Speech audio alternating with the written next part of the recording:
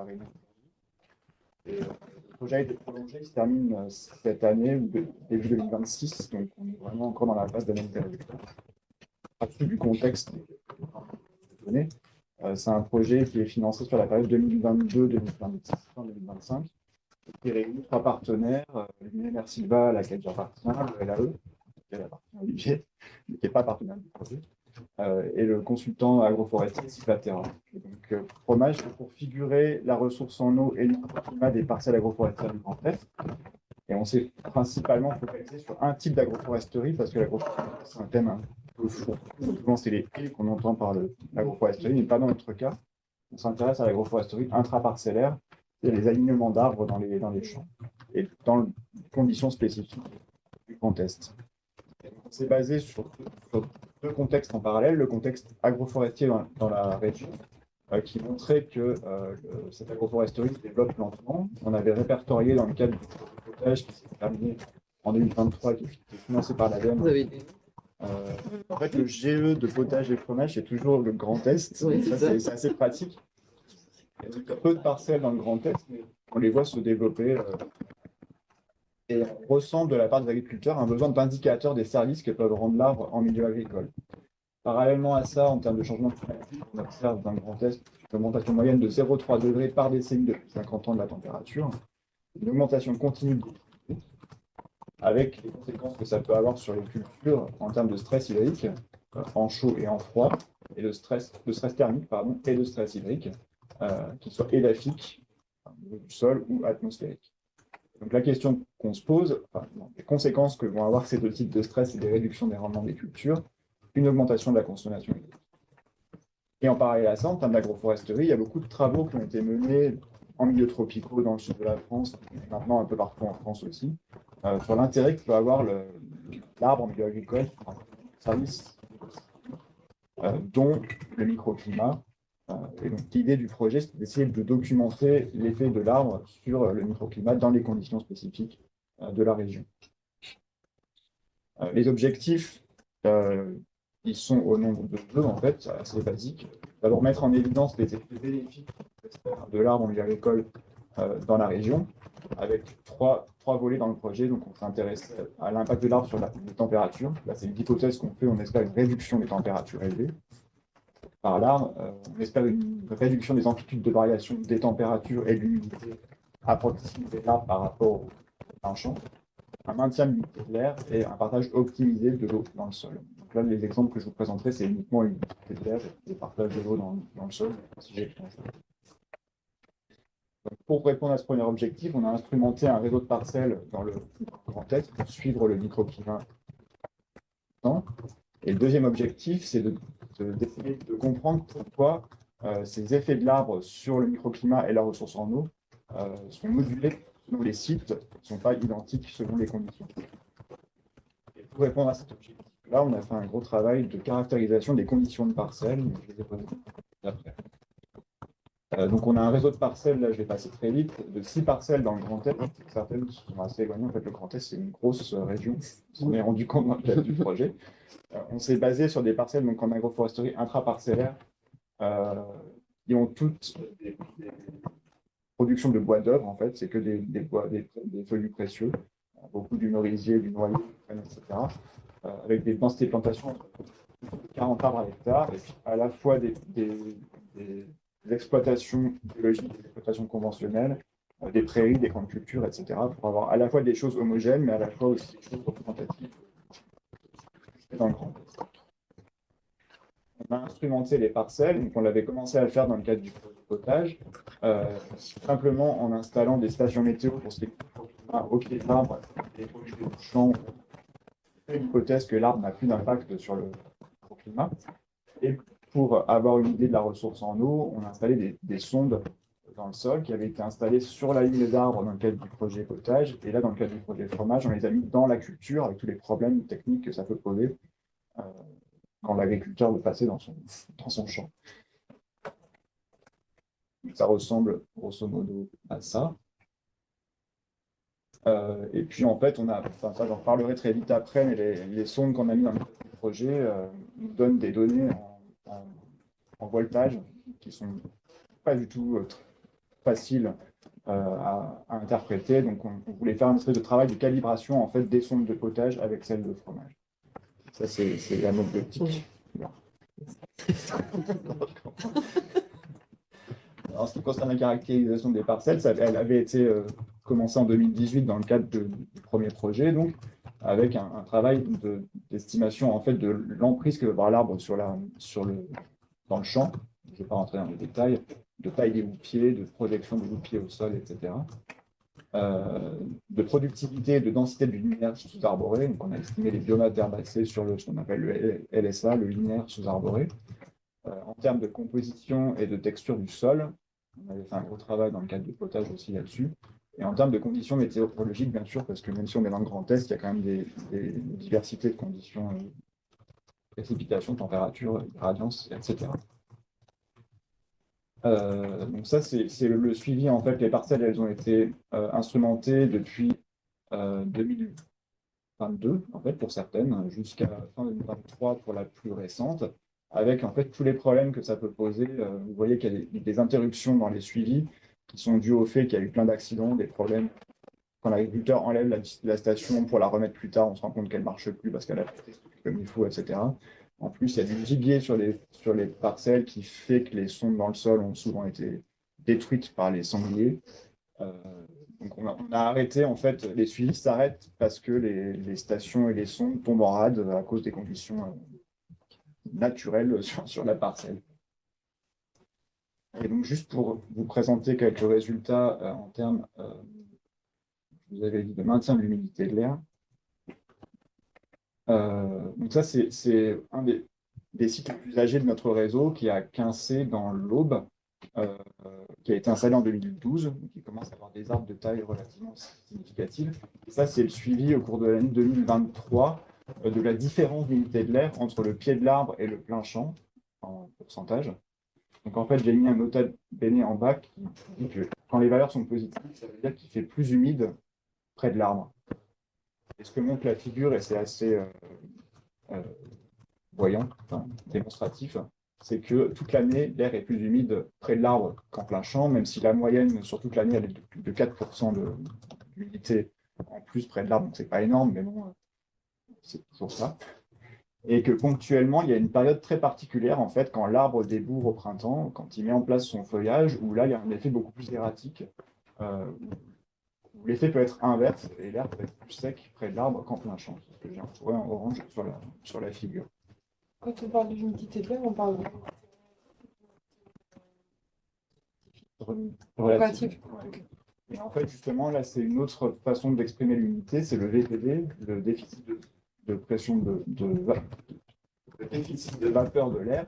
En fait, avec le même principe, la différence entre le pied de l'arbre et le champ, qui est une variable en fait qui nous donne un peu plus l'effet que va avoir l'arbre sur la demande en eau de l'atmosphère. Ce qu'on observe dans ce cas-là, c'est que le déficit de pression de vapeur de l'air est toujours plus faible près de l'arbre, c'est-à-dire que la demande de l'atmosphère en eau est moins forte près de l'arbre qu'en plein champ. Bon, ça peut paraître idiot et logique comme ça, mais encore faut-il le montrer et le chiffrer. Et que cet effet est exacerbé au printemps, toujours la période où l'arbre met en place son feuillage. Euh,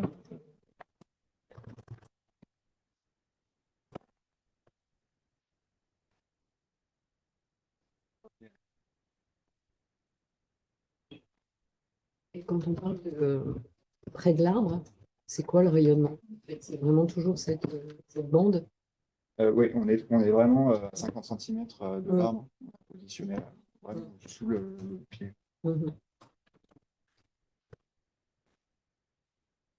Et en termes de ressources en eau du sol, donc là c'est pareil, c'est un exemple de résultat, un autre site qui est le site d'Orbigny en Haute-Marne, qui est un site où les arbres ne sont pas très gros, donc ils ont un effet relativement limité sur la ressource en eau du sol, mais c'est un site en prairie permanente, donc les sons n'ont pas bougé pendant toute la durée du projet jusqu'à ce qu'elles soient détruites par des sangliers. Donc on a quand même un suivi relativement long où on n'a pas le temps de rééquilibrage des sondes dans le sol quand on les enlève et qu'on les remet, c'est un temps qui peut être très long en fait. Donc là, c'est la même chose que précédemment, enfin, c'est pas la même chose que précédemment, mais c'est l'évolution toujours au cours du temps. Donc les barres blanches, ce sont les précipitations pour voyez qu'en fait, il y a une variation des teneurs en eau du sol qui est forte quand les conditions sont sèches pendant une période significative. Et les deux courbes orange et bleu, ce sont donc la tension de l'eau dans le sol en centibars dans le champ, en orange, et près de l'arbre en bleu.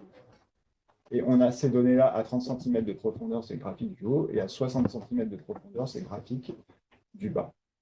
Ce n'est pas du tout intuitif, comme je vous disais, c'est le problème qu'on a avec ces sondes-là et la calibration qu'on a essayé de faire avec les sondes du projet potage. Donc, juste pour que vous compreniez dans quel sens ça marche, quand on est à zéro, on est humide, et quand on est au plateau, on est sec. En fait. Donc, c'est complètement à l'inverse de ce qu'on pourrait espérer, enfin, comprendre intuitivement, disons.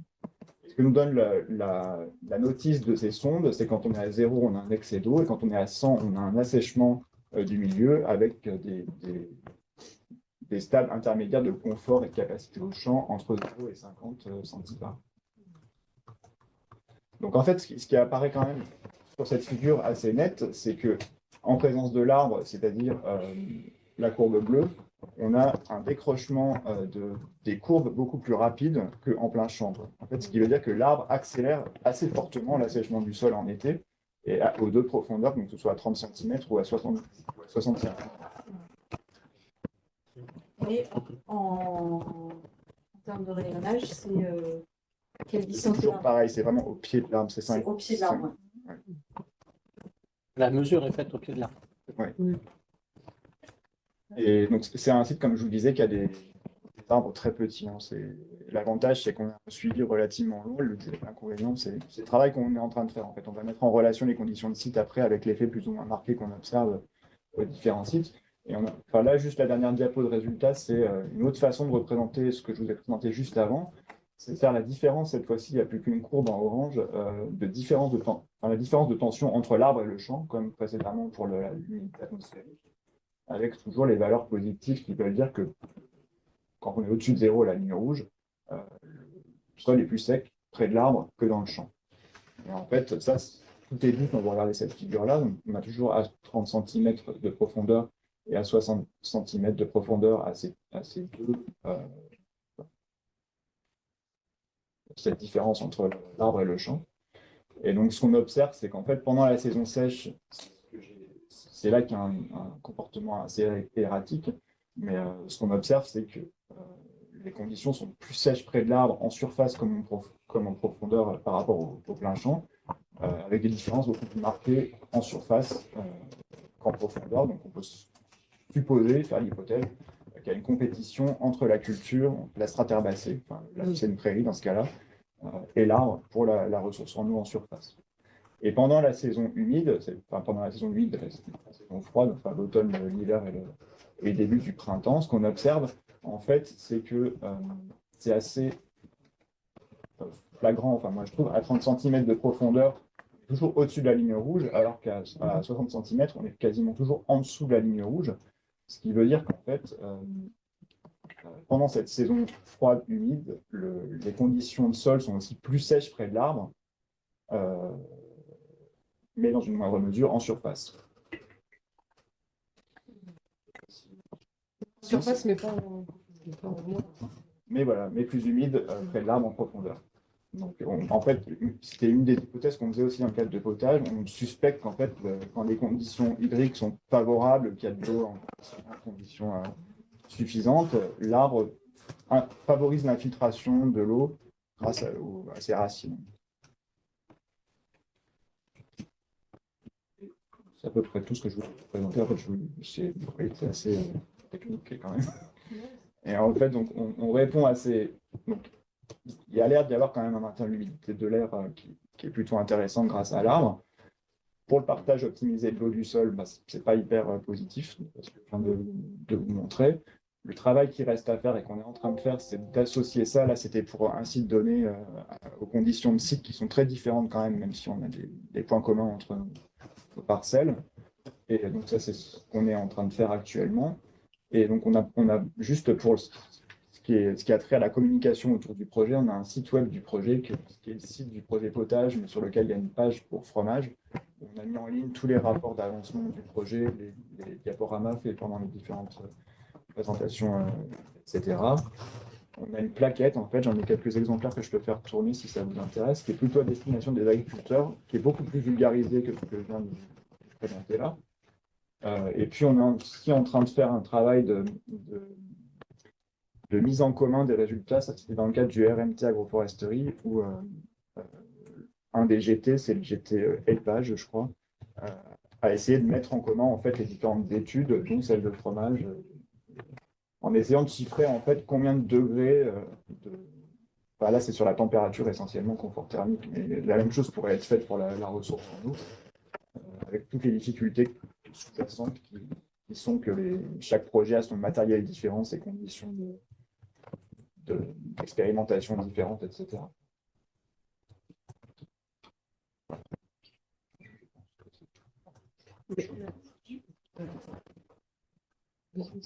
Vas-y. Non, c'était juste quand même l'expérience, elle est sur des arbres jeunes.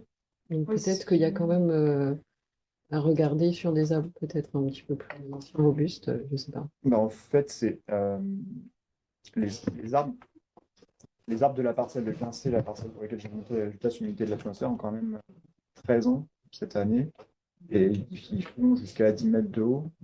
Donc, bien que ce soit des espèces qui croissent relativement lentement, les arbres aux parcelles les plus belles sont quand même très...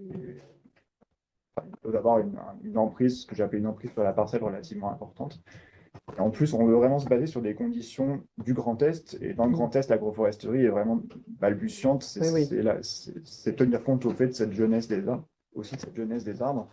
Et d'autres projets, en fait, se sont intéressés à des parcelles beaucoup, notamment autour de Montpellier, beaucoup plus âgées et développées en termes de taille des arbres.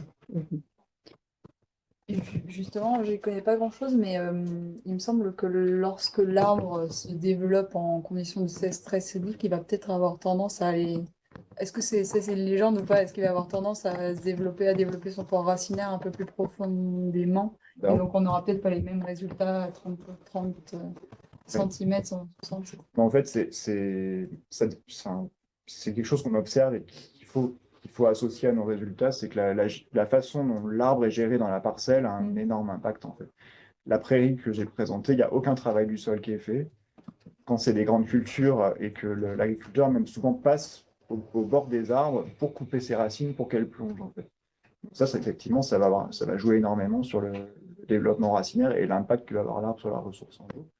Il y a la même chose au niveau du feuillage. Les agriculteurs qui veulent juste produire du bois d'œuvre, ils veulent un flux rectiligne et ils vont élaguer leurs arbres à certains sites de manière très importante. Et là, l'effet sur le microclimat va être relativement faible, puisque même si l'arbre est très grand, il a un tout petit houppier et très peu d'impact sur le climat.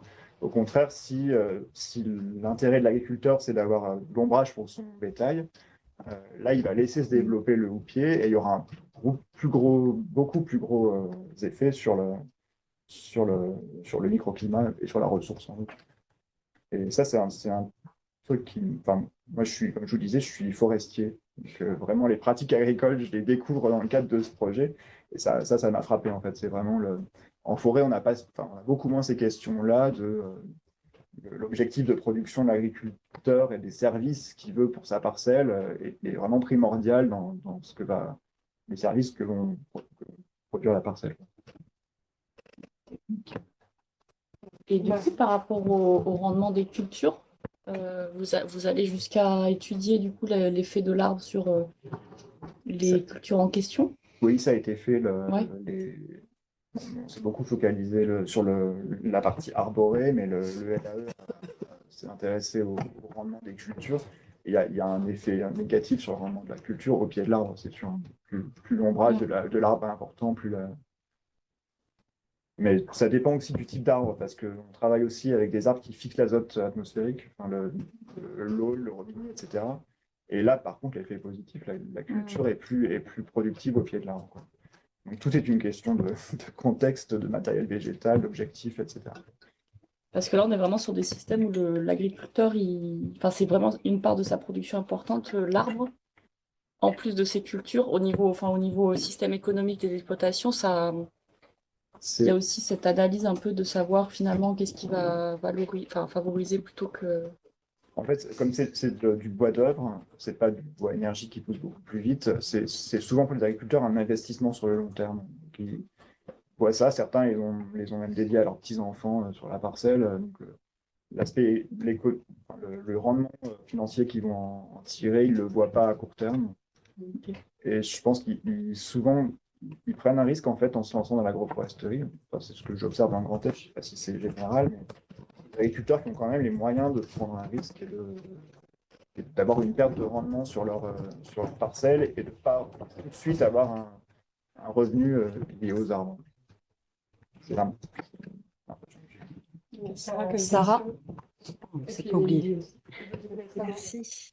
Ouais, c'était une question, je sais, j'ai peut-être pas été suffisamment attentive, mais pour savoir s'il y avait un effet pente, mais peut-être que les parcelles qui ont été étudiées n'étaient pas du tout en pente, mais parce que je me posais donc du fait de ce rôle de l'arbre qui peut favoriser l'infiltration, enfin c'est une hypothèse, mais qui paraît quand même assez plausible, euh, favoriser l'infiltration de l'eau dans le sol par rapport à un sol qui serait plus ruisselant sans arbres. Est-ce que du coup, il n'y a pas un effet rétention de de l'arbre par rapport à une situation sans arbre, quand on a un terrain en pente notamment.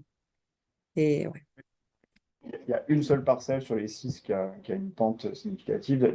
Les lignes d'arbres pas été orientées nord-sud, comme c'est très souvent préconisé, en fait, justement pour être dans le sens de la pente. Je pense que l'objectif dans ce cas-là, c'était donc une retenue de l'humidité grâce aux arbres. C'est aussi des conditions de site, à mon avis, qui rentrent dans l'application des résultats. Il faudra qu'on inclue dans notre analyse multivariée de pourquoi l'effet est positif à certains sites et pas forcément à d'autres. Mais puis il y a la nature du sol en fait, parce qu'il n'y a pas que l'arbre Oui. qui aide à infiltrer, quoi. Oui, tout à fait. S'il y a une culture qui ne favorise pas en fait un sol vivant, c'est moins pratique, quoi. Tout à fait. Mais l'arbre, il ne peut pas tout faire, hein. C'est un peu la difficulté d'expérimenter en agroforesterie, c'est que les conditions sont extrêmement variées. Et on aime bien avoir des choses homogènes et des répétitions quand on fait de la recherche. Et c'est pas facile dans ces conditions-là parce que chaque condition est unique. Bien sûr. Production agricole. Et du coup, juste pour bien comprendre pourquoi du coup la production elle est moindre sur l'arbre. Est-ce que c'est lié uniquement à la compétition avec l'eau? Non, enfin, il y a la compétition pour les ressources du sol, mais il y a surtout le fait de l'ombrage de l'arbre sur la culture et le fait que l'agriculteur ne peut pas passer aussi près qu'il voudrait, je pense, de l'arbre et qu'il y a quand même une zone qui reste moins travaillée, moins semée, etc., que le plein champ, quoi. Quand bien même là, du coup, quand bien même le paramètre variation de température, il est quand même amélioré et on sait que Oui. ça améliore effectivement. Il y a le ressource en eau, le stress hydrique, il y a aussi le stress thermique qui permet sur la culture. Tout à fait. Mais en fait, c'est un équilibre en fait entre l'effet bénéfique et effet négatif et objectif de l'agriculteur. En fait, ce qu'il recherche quand c'est une prairie et que son objectif, c'est que son bétail ait un peu d'ombrage, en fait, là, c'est tout bénéfique à mon avis. Quand c'est pour produire, c'est moins intéressant. Et là, du coup, c'est l'année par rapport à je sais pas, les conditions météorologiques de l'année. Parce que si on a des fortes sécheresses, Alors, en fait, là, c'était l'année 2023, donc qui était relativement sèche. Et on a les données de l'année 2024. En fait, c'est pour ça qu'on a eu une prolongation, parce qu'on voulait aussi 2025. Et 2024 avait été assez humide et froid. Là, les problèmes qu'on a, c'est que le matériel, comme je vous disais, est en train de nous lâcher petit à petit. Mais on va comparer 2023 et 2024 pour avoir cette espèce de différence, en fait, entre une année sèche et une année moins sèche. Sarah qui fait. T'as regardé les. moi j'ai pas vu. Bah non, j'ai mon PC. Bah oui. Voilà, il y a juste Stéphane, Sarah, puis après on va devoir enchaîner. Si ça vous ennuie. Ouais, c'était juste pour dire que c'était un projet qu'on avait financé dans le cadre d'un appel à projet sur l'agroforesterie, donc c'était pas un appel au projet autour de la gestion de la gestion de l'eau. Et une des difficultés que Nicolas a évoquées et qu'ont rencontré d'autres porteurs de projets qu'on a financés, c'est que finalement, des parcelles agroforestières, il n'y en a pas tant que ça. Souvent, c'est des implantations récentes, et comme le disait Nicolas, on a souvent affaire à des dispositifs expérimentaux avec des arbres jeunes. Et donc, on n'a pas trop on a des difficultés à avoir des références sur des parcelles qui pourraient être implantées depuis longtemps.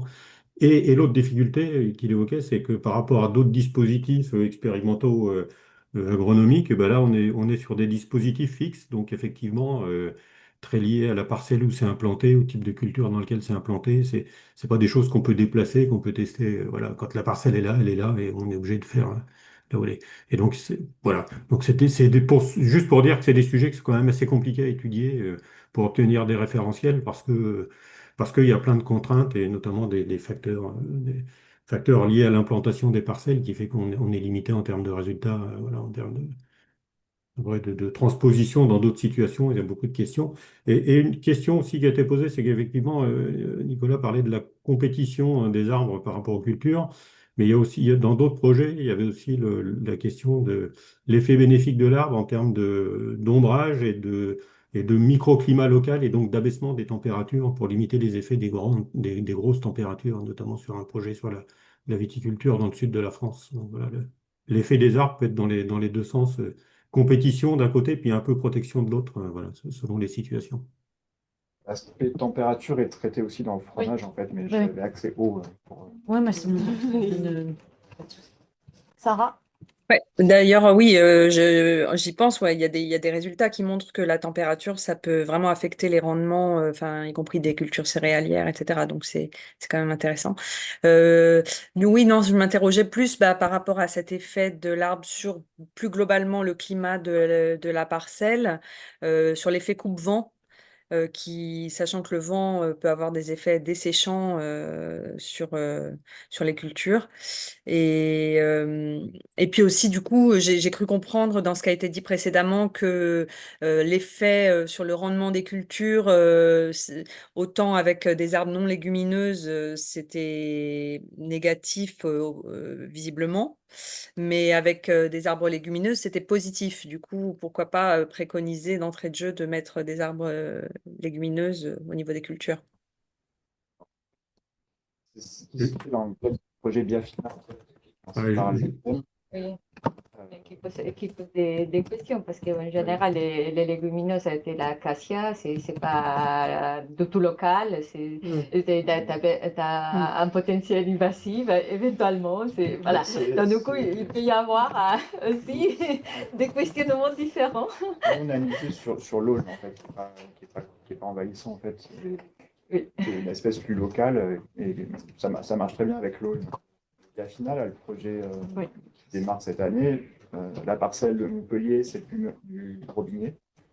La nôtre, c'est de l'aulne. Et ces aspects vont être traités, en fait, sur l'acceptation par les agriculteurs, par l'invasivité, etc. Mais c'est vrai que ça pose d'autres questions. Et j'imagine que l'effet sur le rendement est quand même directement lié aux facteurs limitants. Bah, sur la parcelle de la Bousule, c'était pas limitant et en termes de teneur en azote, parce que la parcelle a été fertilisée très longtemps, mais on a quand même observé des rendements accrus de la prairie près des zones. Mais c'est vrai que la théorie dit que plus c'est limitant, que ce soit pour l'eau ou n'importe quel élément, plus l'effet bénéfique va être marqué. Enfin, je ne sais pas comment sont fertilisées les prairies, mais si tu fertilises une prairie à 60 ou 100 unités, tu es en facteur limitant azote, D'accord. quoi qu'il arrive. Donc, le facteur limitant principal, ça va être l'azote. Par contre, si tu n'es pas en facteur limitant azote, comme tu vas l'être plus souvent dans les grandes cultures, là, tu vas avoir un facteur limitant. D'accord.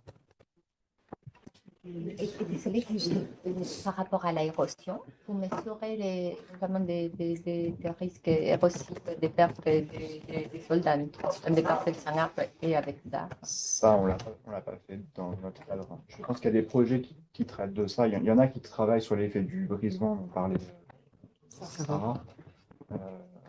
Il y a plein de projets sur les services rendus par l'arbre. Nous, ce qu'on observe sur l'humidité et la température, ça tient compte de l'effet du vent, en fait, mais sans avoir quantifié spécifiquement la vitesse du vent. On n'a pas regardé. Ouais, je suis désolée. On va devoir enchaîner si ça vous.